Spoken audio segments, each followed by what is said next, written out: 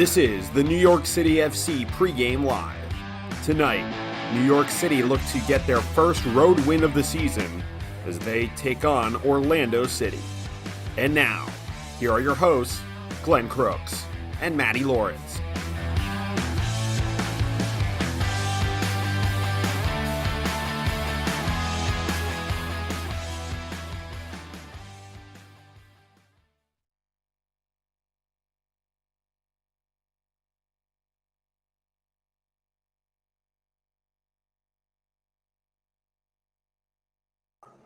There we go. And Matty, great to be with you again. It's a long-standing series. It's always whenever I come back, I think of all the purple shirts in town. Citrus Bowl was the home of the opener for both these sides at MLS play, where New York City met Orlando City. The game finished 1-1. Mixed Discaroo, the trivia question: who scored the first NYCFC goal in history? Mixed Discaroo, who is still playing at Ocancia.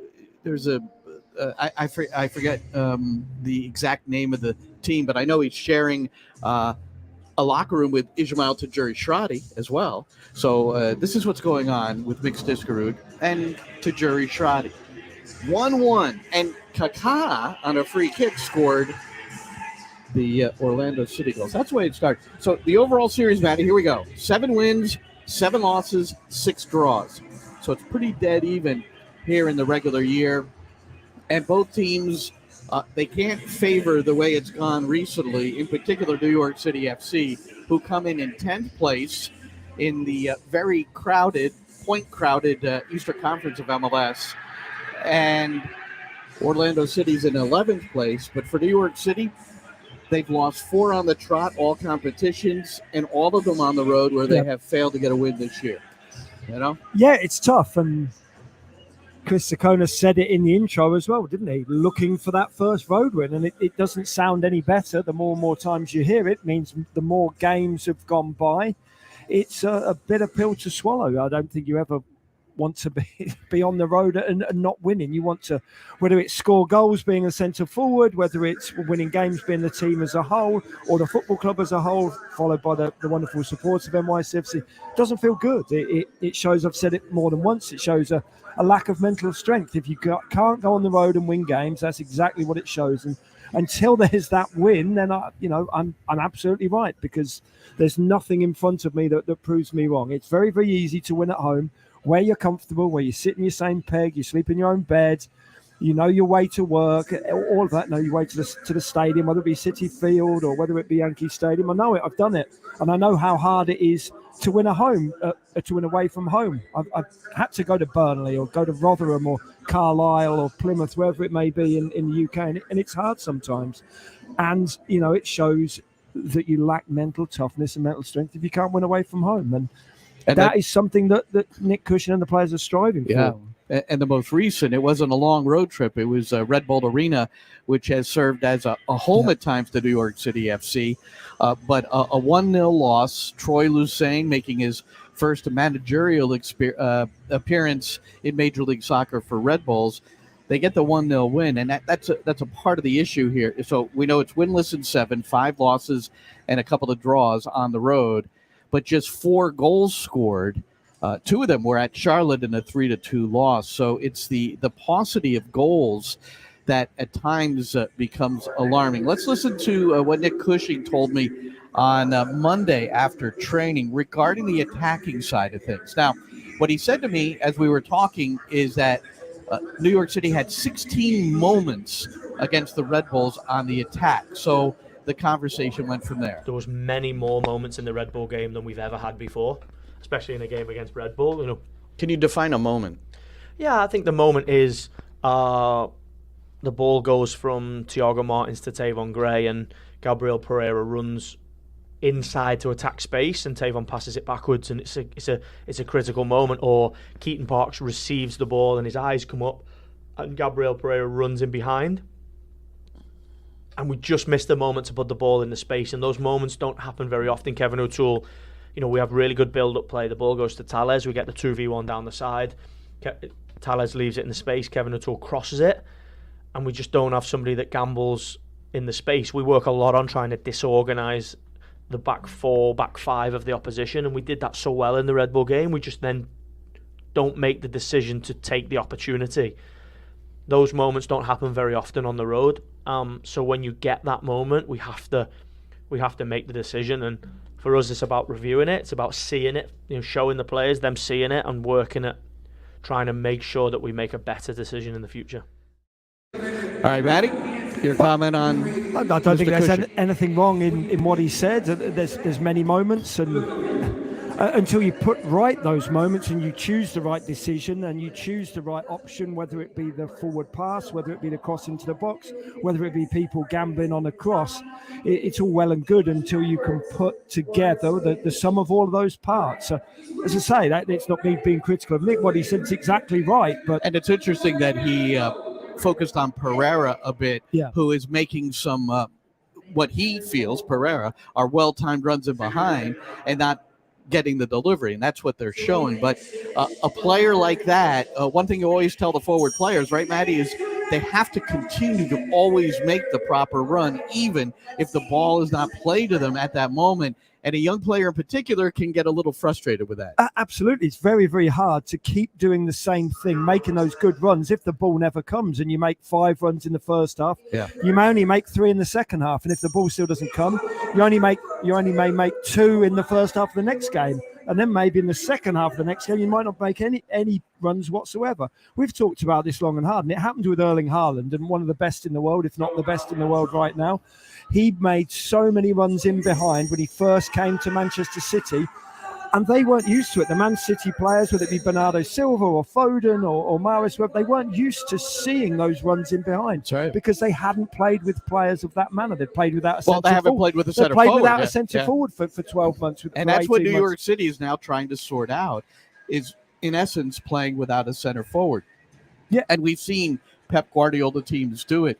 We know in the City Football Group, we know Nick Cushing has been at Man City and has observed and learned some things from Pep Guardiola too. And it certainly wouldn't surprise me if the phone or whatever means of communication has maybe taken place over the last several weeks to, at least talk that through, how that might work. I'm not saying, I don't know that Cushing has talked with Guardiola, but I'd be surprised if there wasn't some interaction. No, absolutely.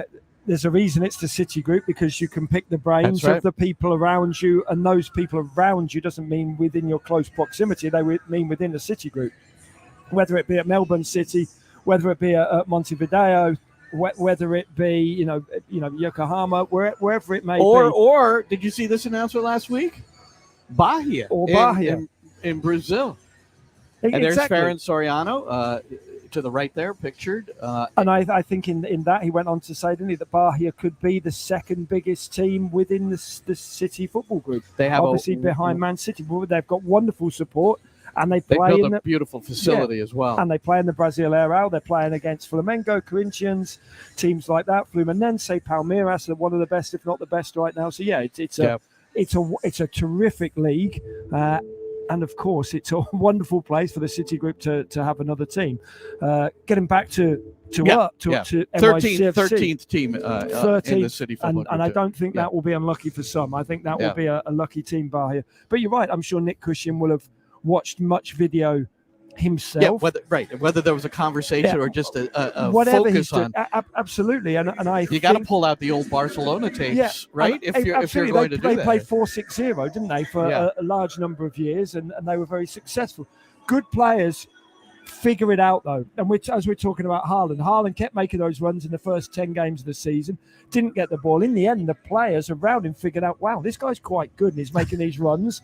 And they started delivering balls in behind, and it's really worked. At the beginning of Haaland's, call it, reign at Manchester City, I thought he was making Manchester City a worse side. It looked like it because they couldn't figure out how to play with him. Yeah. They've now figured out how to play with him. They've just beaten Real Madrid 5-1 on aggregate. So guess what? I'm the fool. I'm the one who thought that it wasn't working. But good players find ways. Haaland didn't score today, though. Who scored? The guy in the middle twice, and once a header, and he's 5'5", 5'6", and I know it wasn't a leap and a powerful header, but it was a placement and a placed header. But as I say, I think the point is good players find ways to figure it out. And let's hope that NYCFC find a way, with the aid of Nick Cushing, with the aid of his coaching staff, find a way to figure out, firstly, how to make those moments into goals, to make them a positive. There's no good having all these moments and they're a negative.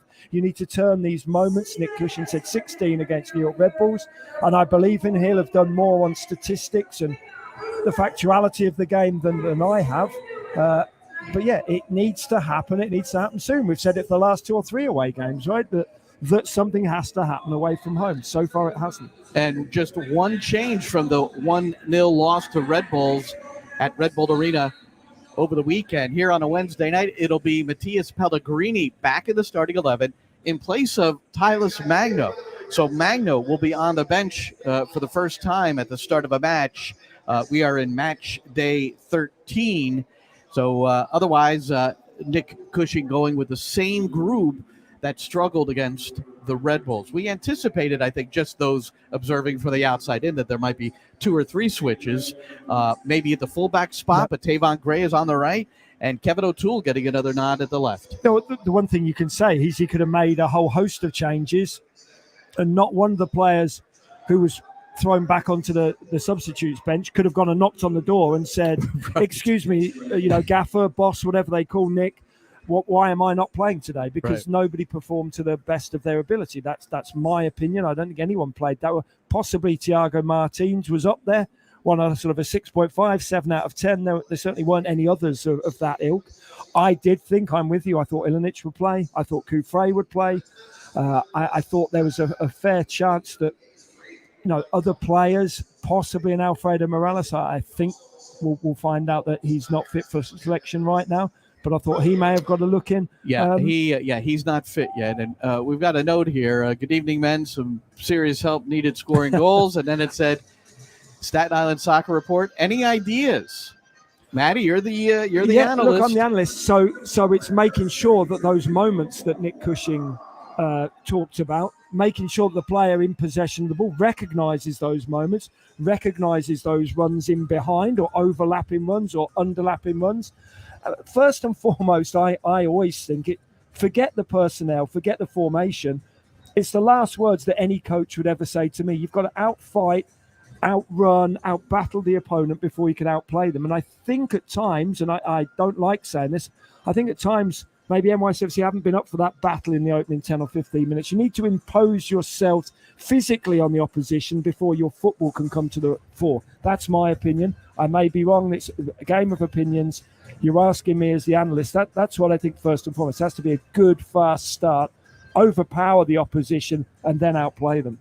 I want to talk a little bit about the referee for tonight's game, Matty. And it's really it's almost a heartwarming story when anyone that suffered in Ukraine, and whether it was men, women, children, recently did an interview with a youth team, a U14 team, a U14 girls team that played at a tournament in Dallas.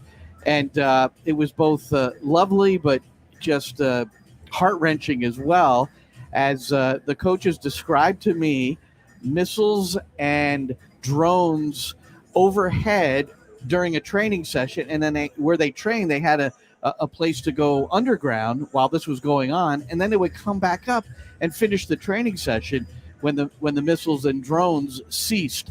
Well, Sergej Boyka is the man in the middle today. It's only his second MLS game, but it's not because, and he is a rookie in pro referees, but he's a veteran referee from Ukraine. He's done World Cup qualifiers, but he is a Ukraine refugee that made his way to the United States and then joined pro referees. So his second MLS game will be tonight in the middle against New York City FC against Orlando City. So my hope is that nobody gives him too much of a hard time. Although you could look at it the other way. If somebody gives him a hard time, what's gonna ruffle his feathers after what he might have been through. I think he can handle the pressure of Maxime Chanot or James Sands running up. Maybe, and look, not those two players, but any player screaming in his face. He'll be able to deal with the pressure, and it's I don't know, the heartwarming's the right thing to say because of where he's come from and what's going on in his country. But it's certainly, I guess, a success story for him having escaped Ukraine and being here. And look, he's a top draw referee. Anybody who's refereed in World Cup qualifiers knows what they're doing, and he refereed. I'm just looking at your notes, Glenn. So sorry, Sweden and Kazakhstan. He refereed that game.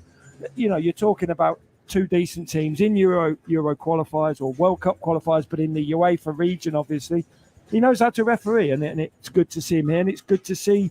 I'm sure his experiences as well as a referee. Forget anything else. Forget his lifelong experiences or human experiences. His experiences as a referee will help, because we know that pro referees meet every month or so. I think it's every 2 weeks. Every 2 weeks, twice a month, obviously, and they come together. And I think it's a wonderful way of learning, not about humanity itself, but also about how to become a very good referee, which is ultimately what we want pro referees to be, the best referee they can be.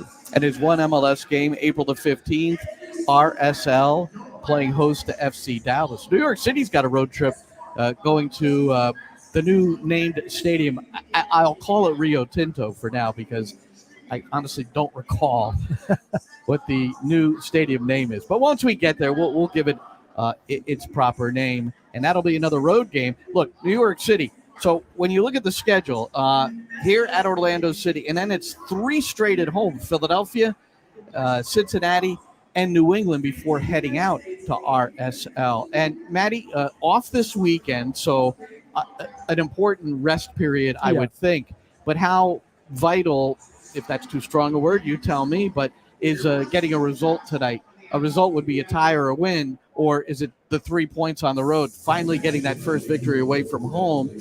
It would be so nice to be able to go into that extended break off a win. Yeah, it's like coming up to any international break, you always say you want to win before the international break. What you don't want to do is lose. And the way that NYCFC are playing on the road at the moment, I don't want to quite use the cliche that a draw would feel like a win, but a draw would almost feel like a win in terms of what's going on. I think a win has to come soon on the road. It has to.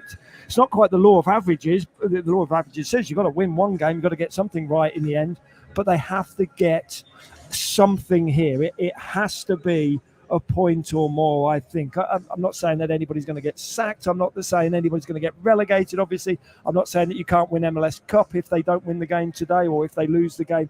But it's not going to feel good at all going into the extended break, as you say, in another negative fashion or in a negative manner. I wanted to show you something. I meant to put this up. 2 things I meant to put up in our pregame live when we were getting prepared for the New York Red Bulls match at Red Bull Arena. But I want to find this. Oh, here it is. Jordan Pickford for Everton. I thought this was one of the. Did you see this? I've seen this. Yeah. So for all goalkeepers, and James Knowlton, you need to follow James, because he writes for multiple publications and a lot of different things. U.S. soccer. I mean, he is all present. What is that? Ubiquitous? Ubiquitous. Yes. Yeah, I think so. I think that's right. And so James, good stuff. But I really enjoyed this. So it was Pickford writing on his water bottle the penalty percentages of players that he might face in a penalty. And for Madison, it was 60% of the time he put the ball up the middle. So he played it up the middle and made the save. Yeah, he did. And look, he's also going to know James Maddison from England, whether it be under 21s, whether it be from the full national team. So it's even more psychology going in because Maddison knows, not only he knows that Pickford will have done his homework, but he also knows that he's taken 10, 20, it could be upwards of 100 penalties against Pickford in training, when they've been warming up for World Cup qualifiers, when they've been warming up for the World Cup or the Euros. So, yeah, it's just even more that human psychology. It's man against man, woman against woman, whatever game you're playing. In this one, obviously, man against man, and you know that the other person knows you very, very well as well. It makes it really difficult psychologically to know what to do. I would always feel very, very brave going down the middle. I'd always pick a corner and aim in that corner and make sure you hit it pretty damn hard as well. And then the other thing I wanted to share over the weekend, but we ended up hanging out with the radio crew for the New York Red Bulls for an extended period. So the new soccer stadium announcement the Sure. renderings. So we can't say that it's official yet because there's still an assessment process. Some signatures need to be had in order to complete the entire process and put the first shovel in the ground. That's not going to happen still probably for a year. But they did come out with some of these neat renderings, Matty, and I thought it was really quite wonderful to see how close it is to Citi Field. I mean, Citi Field is to the left in this rendering, and you see the stadium lit up with there's a hotel, there's a school, there's retail. So there's and this is a sponsor stadium. Chris Campbell from the outfield, a guy who's really been giving us a lot of proper and accurate information about this stadium as the at times the saga between the Bronx and Queens ensued. And he said that somewhere along the line he's heard that it's going to be Etihad Stadium, which certainly would not be a big shock. But that's sponsor stadium there. Let's see. We got a couple more here. City Square. That's where some retail will be. That's where you'll be able to buy your jerseys, Matty. And then this was my favorite shot inside the stadium from one of the ends. 25,000 will be the capacity. And the architect is the same that helped construct St. Louis City, which I haven't been to yet. You haven't been to yet. But what we've heard from people that have is that it's just a wonderful structure. So, at 2027, it'll be here before you know it. Unfortunately, it will. That's the thing. That's what happens. Fortunately, in terms, it would be great to be in a stadium. But yes, unfortunately, we'll be 4 years older. But yeah, it'll be here before we know it. As you say, nothing's 100% definitive yet, but it's getting a hell of a lot closer, isn't it, Glenn? So even just seeing those images, I hadn't realised quite how close to Citi Field it was. But that's wonderful. We've seen that happen before, all around the world of stadiums being very, very close together. Even, let's be honest, in Liverpool, Everton and Liverpool's grounds are pretty close together, just separated by Stanley Park. So we know it can happen. But maybe there's a Pete Alonso home run that games are played simultaneously. It goes out of Citi Field and then lands right at the halfway line, center circle of what may be Etihad Stadium. That remains to be seen. All right, Matty, that's going to do it for us. We've got commentary coming up. Oh, one thing I want to show you is these are the instructions to sync our audio, our radio, our digital, however you listen to it, broadcast with the video stream. We certainly want you to watch the game, but we'd also like you to listen to your NYCFC hometown commentators. It all has to do with the kickoff. Freeze it at kickoff, the video, and then wait for us to catch up. And then it works. I'm telling you, it works. My wife's done it. I don't know if she does it every game anymore, but she's done it. I know. I think she's sick of this, Matty. I'm not sure. Anyway, so that's at 7:15 in about 5 minutes from now. And that includes Nick Cushing, 10 minutes of Nick pregame show in what has been a difficult time, a difficult period. So you'll want to hear from the coach leading into this one. New York City at Orlando City. Commentary in a couple of minutes on the NYCFC.com/radio network. Enjoy the game, everybody.